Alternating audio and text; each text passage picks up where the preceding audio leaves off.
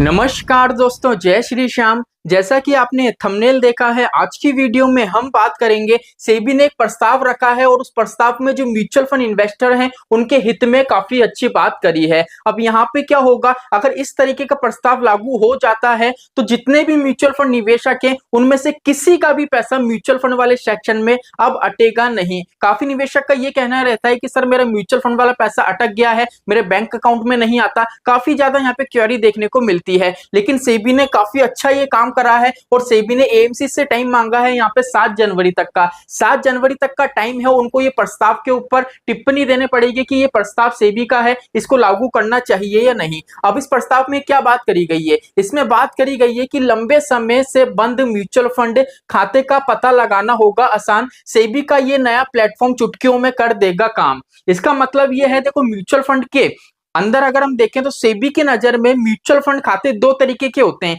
एक होता है एक्टिव और एक होता है डीएक्टिव। एक्टिव का मतलब है जैसे आज मैंने म्यूचुअल फंड में निवेश करा, अगर मैंने मेरा नॉमिनी ऐड कर रखा है तो मेरा अकाउंट होगा एक्टिव। बिकॉज सेबी ने काफी टाइम पहले ही बोल दिया था कि भैया जितने भी म्यूचुअल फंड अकाउंट है उनको नॉमिनी ऐड करना कंपलसरी है, अगर नॉमिनी ऐड नहीं करोगे तो आपका अकाउंट है वो फ्रीज कर दिया जाएगा। लेकिन अभी भी हम बात करें तो काफी ऐसे म्यूचुअल फंड अकाउंट हैं उनने नॉमिनी ऐड नहीं करा है, ठीक है।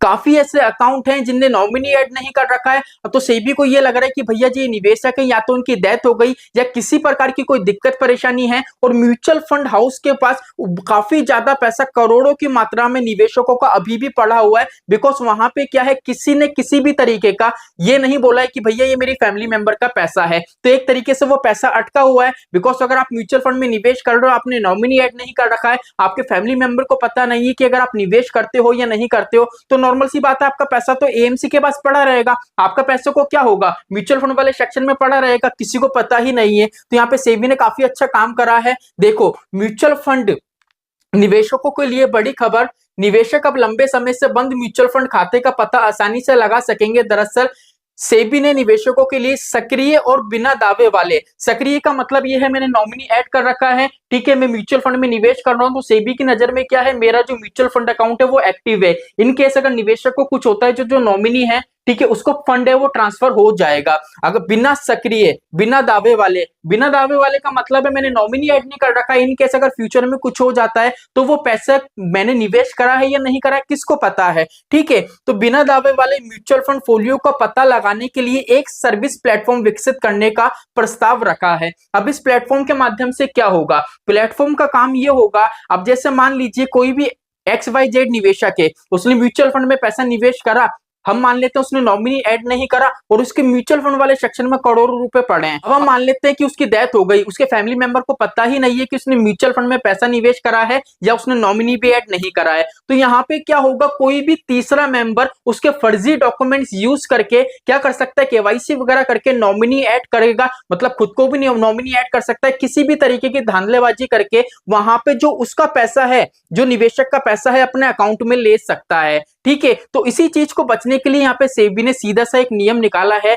कि भैया अगर आपने नॉमिनी ऐड कर रखा है तो सीधे से क्या होगा, अगर निवेशक की डेथ हो जाती है तो क्या होगा, नॉमिनी है को नॉमिनी है उनको पता ही रहेगा, उनको क्या होगा, फंड ट्रांसफर कर दिया जाएगा। लेकिन अगर आपने नॉमिनी ऐड नहीं कर रखा है, अगर इन केस निवेशक की डेथ हो जाती है तो सेबी थोड़े टाइम तक इंतजार करेगा, वो देखेगा कि इस अकाउंट में हलचल हो रही है या नहीं। अगर सेबी को लगा कि काफी टाइम से इस अकाउंट में, इस फोलियो नंबर पे हलचल नहीं हो रही है, तो क्या होगा, जो ये प्लेटफॉर्म बन रहा है, जो ये एप्लीकेशंस बन रही है, इस एप्लीकेशंस के सहारे क्या होगा, उसकी जो फैमिली मेंबर है उसका पता लगाया जाएगा, उनकी कंप्लीट डिटेल निकाली जाएगी और उनको बताया जाएगा कि भैया ये आपके फैमिली मेंबर से ने म्यूचुअल फंड में पैसा निवेश करा था और उनका इतना इतना पैसा म्यूचुअल फंड वाले सेक्शन में पड़ा है, अब आपको इस तरीके की केवाईसी करनी, ये फॉर्म फिलअप करने हैं और आपको आपका पैसा है, पैसा तो नहीं जो म्यूचुअल फंड है वो ट्रांसफर कर दिया जाएगा। तो ये सेबी का नियम है, देखो काफी अच्छी चीज है ये, जिससे क्या होगा, किसी का भी पैसा म्यूचुअल फंड में अटकेगा नहीं। बिकॉज अभी भी हम बात करें तो करोड़ों की मात्रा में ऐसा पैसा है